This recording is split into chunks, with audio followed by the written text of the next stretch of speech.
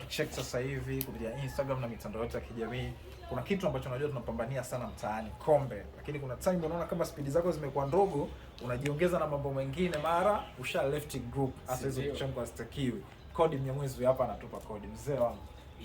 Sometimes vijana labda tunakuwa na watu fulani au kwenye hustle zetu tunakutana na watu fulani.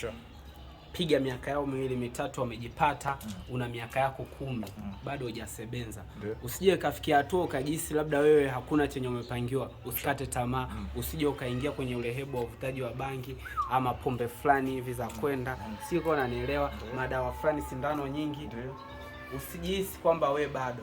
Sometimes Mungu anaweza kama kupangia mafanikio ya kupata ukiwa na miaka 35. Kwa nini 35? Labda ndo muda ambao utakuwa tayari huko. Tukikupa sasa hivi utapotea. Tukikupa sasa hivi utatusumbua. Kwa Mungu anatengeneza mazingira ya sogeza mbele kidogo. Kuna kikubwa amekuandalia. Isifikie sehemu ukafikia sehemu ukaingiwa tamaa ukaanza kuloga watu, ukawa mwizi, uka left. Maana bora hata uwe mwizi kuliko ku left. So endelea kupambana, siku yako ipo, kama mkao wa kula, kama mkao wa kupokea. Mwenyezi Mungu anakuletea. Ndio kama hivyo. Sio na kina Bibo wanashaini walivumilia. Hawakuamka tu akajikuta wako onyea. Mapambano fulani hapo katikati, sometimes kukatishwa tamaa, kutoeleweka. Kuna muda watu hawakuelewi tu. Yaani usije ukajisi watu hawakupokei.